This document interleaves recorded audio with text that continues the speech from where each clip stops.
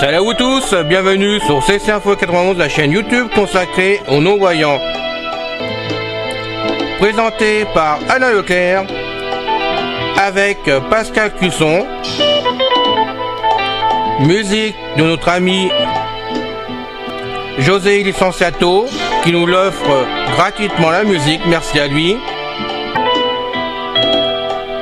Soyez tous et bienvenus sur la chaîne. Histoire du monde antique. L'Empire babylonien numéro 1. La période post-cassite, Babylonie sous domination assyrienne, Empire néo-babylonien, ses contours, sources écrites, politiques et militaires. La période post-cassite. Les débuts. La période post-cassite est une phase de l'histoire de Babylone, qui va en gros de 1155 à 728 avant Jésus-Christ. Mal connue et de ce fait mal définie, elle correspond à une période d'instabilité et d'affaiblissement du royaume babylonien après la chute de la longue dynastie cassite de Babylone, 1595-1155 avant Jésus-Christ. Se succèdent alors des dynasties peu durables et peu puissantes, à l'exception notable de la seconde dynastie d'Isin, 1155-1024 avant Jésus-Christ, et les premiers siècles du premier millénaire avant Jésus-Christ sont marqués par l'essor des confédérations chaldéennes, dont certains chefs parviennent à prendre le trône de Babylone, et l'influence croissante du royaume assyrien, qui finit par conquérir la Babylonie en 728 avant Jésus-Christ. La documentation sur cette période est très pauvre, quelques chroniques historiques fournissent la trame de l'histoire événementielle, accompagnée de quelques inscriptions royales, mais il est courant que les connaissances sur des souverains de cette époque n'aillent guère plus loin que leur nom et un ou deux faits notables ayant eu lieu sous leur règne. Les tablettes administratives et économiques sont rares, témoignant d'une situation de crise institutionnelle et économique grave qui empêche le fonctionnement normal des institutions traditionnelles de la société et de l'économie babylonienne, palais, temples, familles de notables. Sur le plan religieux, cette période est marquée par des évolutions importantes, notamment l'affirmation définitive de la primauté du dieu babylonien Mardu, avec la rédaction du texte mythologique le glorifiant, l'épopée de la création, en Maélie. Évolution politique et économique. Après avoir détrôné les Kassites, les Élamites poursuivent sur leur lancée sous le règne de Shila-Shushina, qui progresse vers le nord jusqu'à Rafah, après s'être emparé des provinces orientales de la Syrie. Dans le sud de la Babylonie, une nouvelle dynastie émerge, dite seconde dynastie d'Isin, autour de cette ville. Un de ses rois, Nabuchodonosor Ier, 1126-1105, se lance en guerre contre le roi élamite suivant, Utlutushun-Shushina, qu'il vainc après 2 offensives, lavant ainsi l'affront fait à son pays. Son petit-fils Mardunadin attaque la Syrie, mais son adversaire Teglath-Phalazar Ier le repousse et envahit la Babylonie, où il n'arrive pas à stabiliser son pouvoir. À partir du règne d'Adha-Apla-Iddina, 1068-1047, qui prend le pouvoir à Babylone peut-être à la suite d'une usurpation, la Babylonie fait face aux incursions de tribus d'Araméens, mêlés aux nomades sutéens, et qui s'installent progressivement puis finissent par détruire plusieurs grandes villes, Dur-Kurigalzu, Sippar, Nippur, Uru.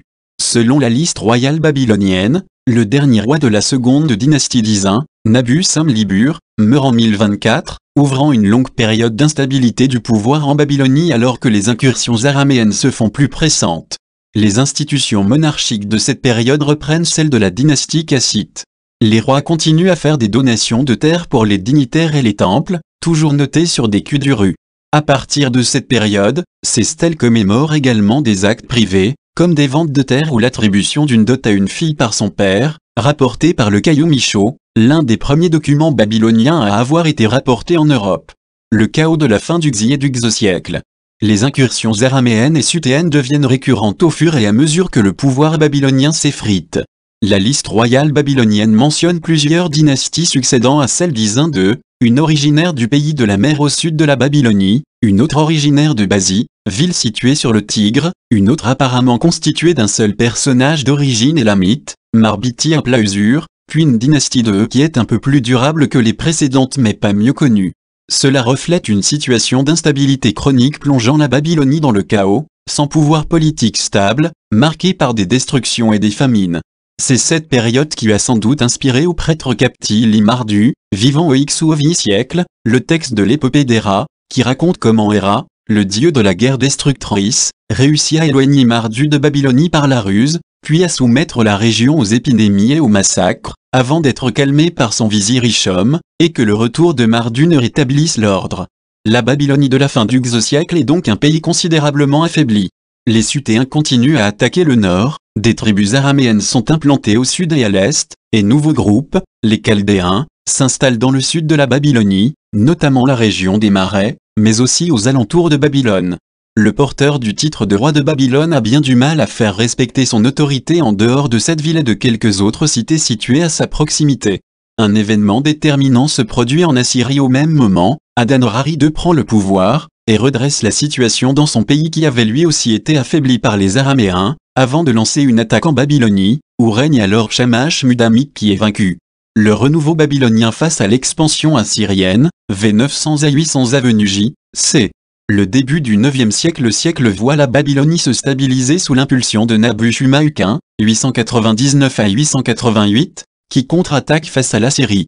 Son successeur Nabu-Apla-iddina, 888 à 855, renforce le pouvoir babylonien, face aux tribus des Sutéens notamment, et prend des mesures pour remettre en ordre les temples et le culte. Mais la dynamique s'inverse lorsque le roi suivant, Marduk-Shumi, 854 à 819, fait face à une crise de succession, son frère tentant de le renverser. Il fait alors appel à l'Assyrien Salmanasar-I pour résoudre la situation. Ce dernier l'aide à vaincre les rebelles, et poursuit même son offensive vers le sud, contre les tribus chaldéennes. Alors que l'Assyrie est en position de force, la situation se retourne quelques années plus tard quand l'Assyrien Shamshi-Adad fait à son tour appel à Marduk-Shumi pour mater une révolte. Le Babylonien l'aide à remporter la victoire, et devient son protecteur. Mais aussitôt Marduk-Shumi mort en 818, le roi assyrien attaque le nouveau roi de Babylone Marduk-Balassu-Igbi, 818 à 813, et le vainc une première fois, avant de retourner en Babylonie en 813 pour en terminer avec son adversaire. Un Babylonien nommé Baba-Iddina tente de mener la résistance contre l'envahisseur, mais il est vite vaincu. L'affirmation des confédérations chaldéennes, vers 800 à 750 avant Jésus-Christ. Au même moment, Shamshi-Adad combat les Chaldéens et reçoit leur hommage. Ces derniers apparaissent alors comme une puissance montante en Babylonie, du fait de leur organisation plus centralisée que les autres tribus, reposant sur des confédérations tribales réunies en 5 maisons, BTU, gouvernées par un personnage portant le titre de roi, et dominant un territoire particulier. Les plus puissantes sont le Bété Amukni situé dans la Babylonie de l'Est aux alentours du Ru, le Bété Dakri localisé dans le nord vers Boursipa, et le Bété Yakn situé à l'extrême sud de la Babylonie dans le pays de la mer.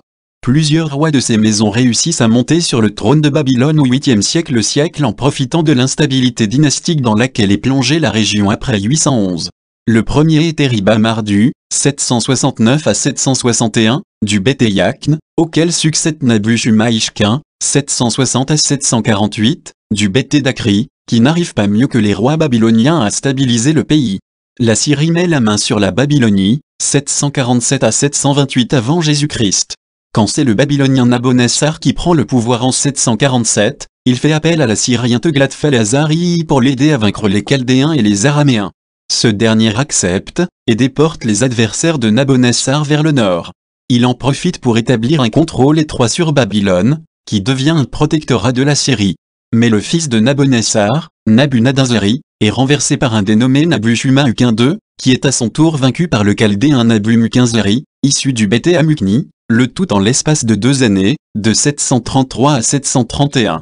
Teglath-Phalazar-I, qui perd alors le contrôle qu'il exerçait sur Babylone, décide d'intervenir dans le sud et renverse Nabu-Mukinzari tout en pillant Shapia, la capitale du Bété Amukni.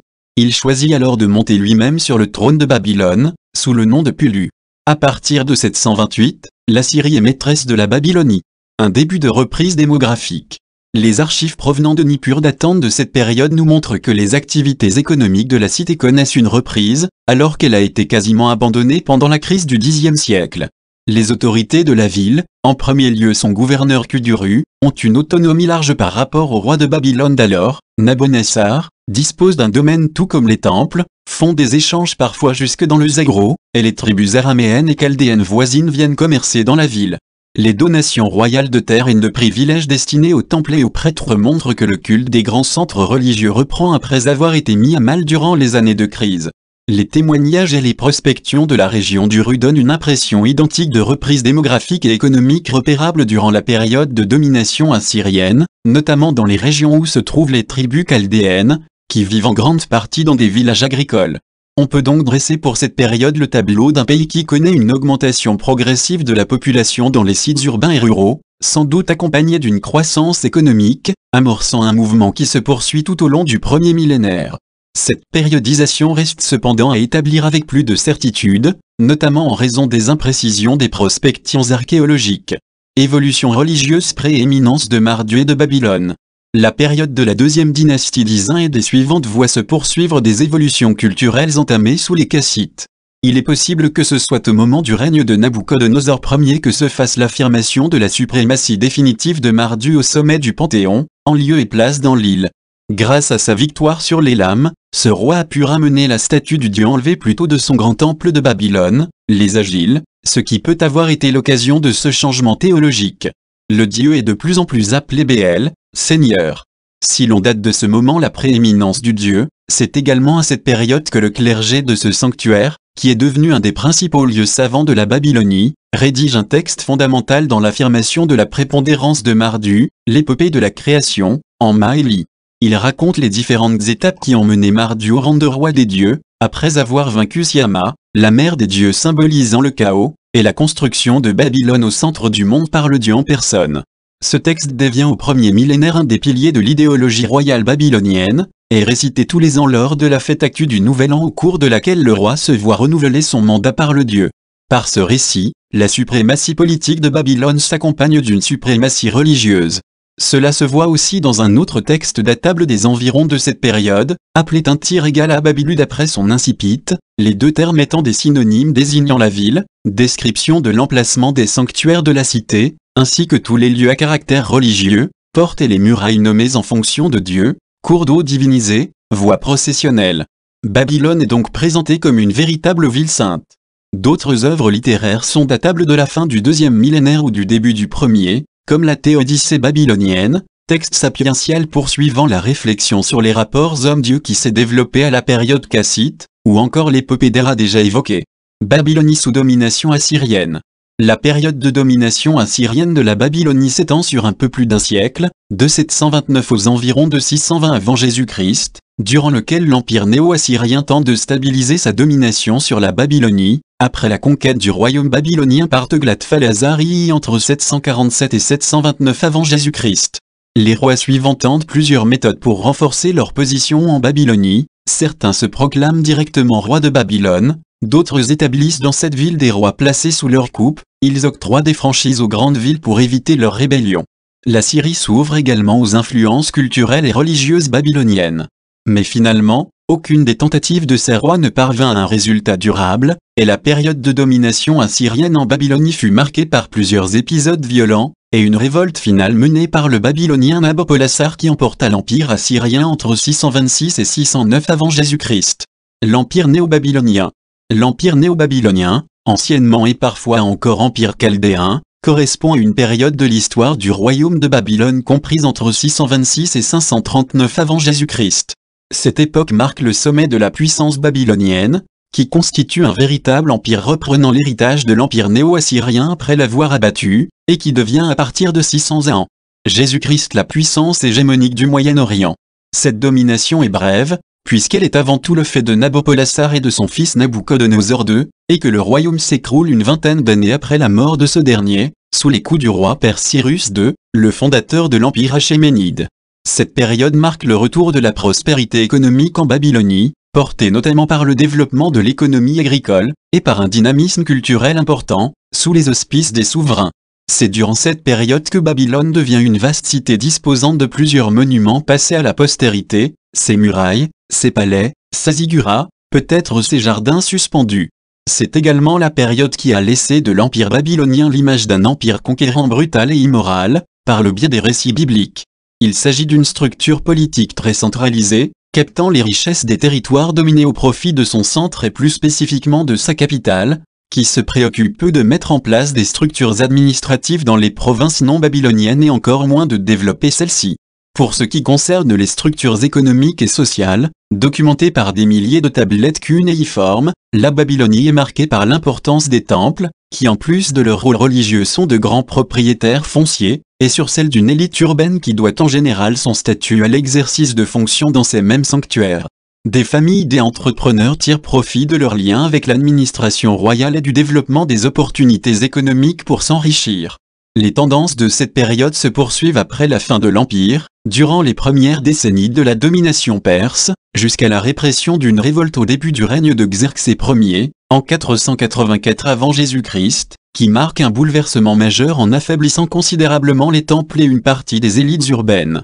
Définition et contours de l'Empire néo-babylonien. L'Empire néo-babylonien est une entité politique qui naît en 626 lorsque Nabopolassar se proclame roi de Babylone, et dure 87-88 ans, jusqu'à sa chute en 539, date de la prise de Babylone par les troupes du roi perse Cyrus II et de la destitution du dernier roi babylonien, Nabonide. L'emploi du terme dynastie peut se justifier, puisque les trois premiers rois, Nabopolassar, 626 à 605, Nabuchodonosor II, 605 à 562, et Amel-Mardu, 562 à 560, se succèdent de père en fils, le quatrième et le cinquième, Nériglissar, 560 à 556, et Labashi-Mardu, 556, père et fils, sont selon ce qui est généralement admis respectivement le gendre et le petit-fils de Nabuchodonosor. Seul le sixième et dernier, Nabonide, 556 à 539, n'a pour autant que l'on sache aucun lien familial avec les autres.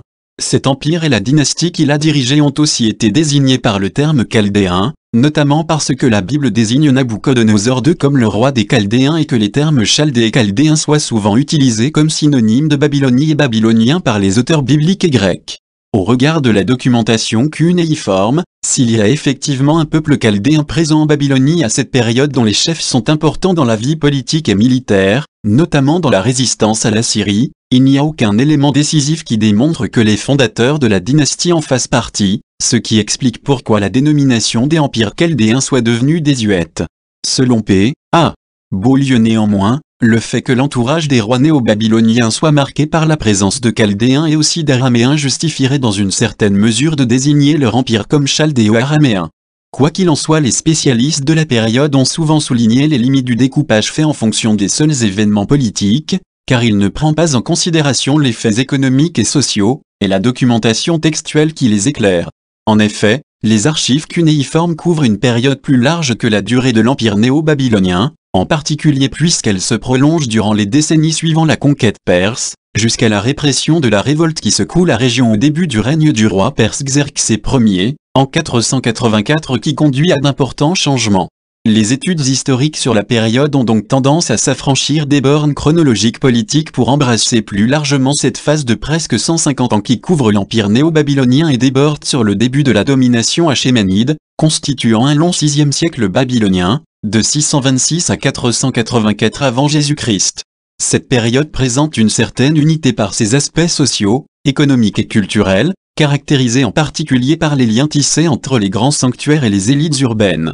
La culture matérielle semble aussi plaider en faveur d'un cadre chronologique plus large que les limites politiques pour comprendre la période. En linguistique, la désignation néo-babylonien correspond à une phase de la langue babylonienne, elle-même une variante de l'akkadien, telle qu'elle est attestée dans les textes, ce qui ne veut pas dire qu'elle corresponde à la langue parlée au quotidien, au contour chronologique débattu et fluctuant. Elle commence en 1000 avant Jésus-Christ, pour s'achever soit autour de 626-600 avant Jésus-Christ, auquel cas elle ne comprend pas l'empire du même nom, ou autour de 539 avant Jésus-Christ, auquel cas elle le comprend. Vient ensuite le babylonien tardif, ou récent, la dernière phase du babylonien, qui comprend ou non l'empire néo-babylonien selon la césure chronologique privilégiée. Certains isolent aussi une phase néo-babylonienne ancienne, Éarli néo-babylonien, d'environ 750 à 626, précédant celle de l'empire néo-babylonien. La majorité des spécialistes incluent la documentation archivale du long 6e siècle dans la phase du babylonien tardif. La fin du règne de Nabuchodonosor II est obscure.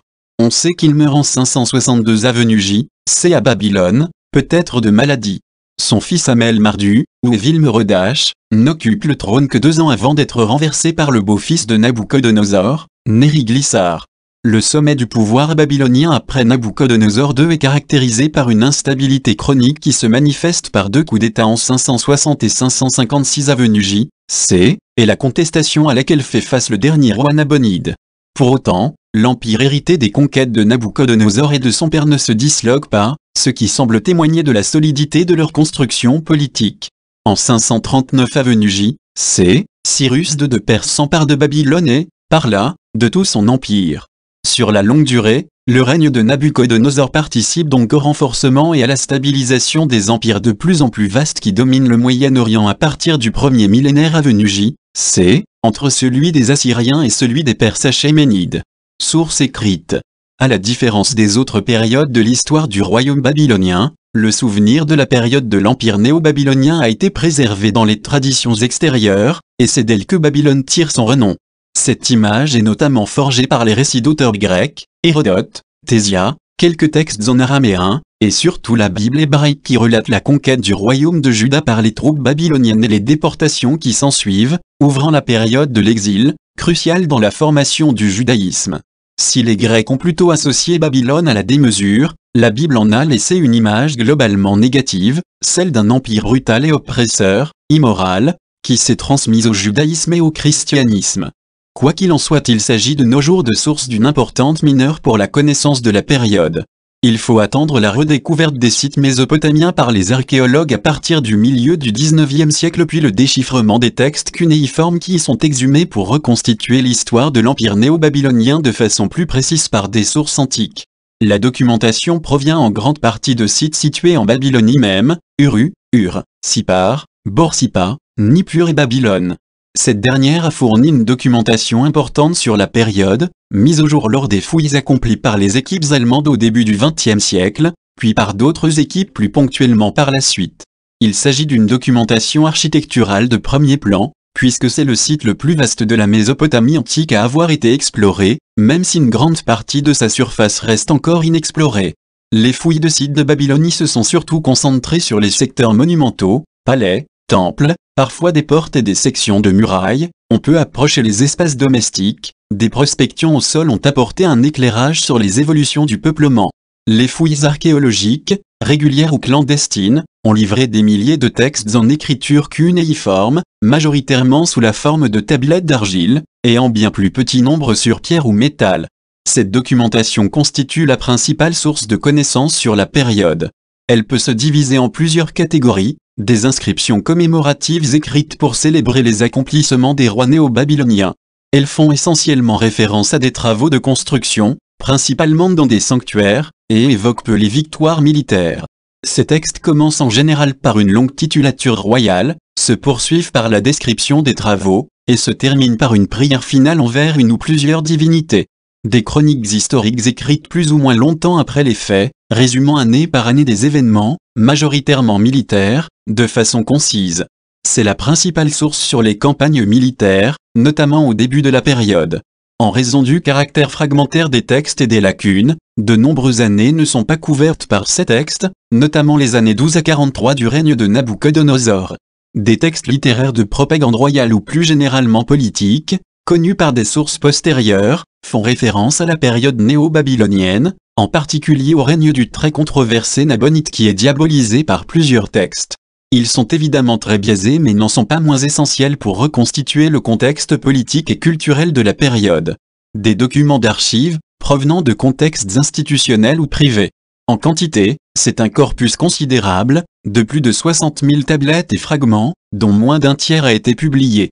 Ils couvrent le long VIe siècle, de 626 à 484, et proviennent de nombreux sites, Babylone, Borsippa, Sipar, Dilba, Isa, Kish, Kuta, Larsa, Nippur, Uru, Ur, etc. Peu de textes sont issus de l'administration royale, les archives les plus imposantes étant celles de 2 temples, les Babars, temple du dieu soleil Shamash à Sipar, évalué à plus de 35 000 tablettes et fragments, Léana, temple de la déesse Ishtar à Uru, au moins 8 000 tablettes et fragments. Il s'agit majoritairement de documents de gestion administrative, mais on trouve aussi des textes juridiques et administratifs, ainsi que des textes littéraires, notamment d'une bibliothèque à Sipar. Les archives privées constituent des corpus moins volumineux, Les archives de la famille Égibi de Babylone ont livré plus de 1700 tablettes étalées sur toute la période. Quelques autres familles sont connues par 100 à 400 tablettes, bien d'autres par seulement quelques dizaines de textes. Elles documentent surtout les affaires économiques et juridiques de familles de notables urbains liés au sanctuaire. La documentation cunéiforme donne néanmoins une image partielle de la période, même du point de vue babylonien. C'est une époque durant laquelle l'écriture de l'alphabet araméen sur des matières périssables, parchemin ou papyrus, se diffuse et concurrence le cunéiforme. Cette documentation n'a pas été préservée. Cette évolution semble plus mal marquée dans le milieu de l'administration royale que dans celui des sanctuaires, ce qui pourrait expliquer pourquoi les seconds sont mieux connus que la première. C'est fini les amis. Merci d'être passé sur la chaîne. Je vous dis à bientôt avec Pascal. Pensez à vous abonner, c'est important pour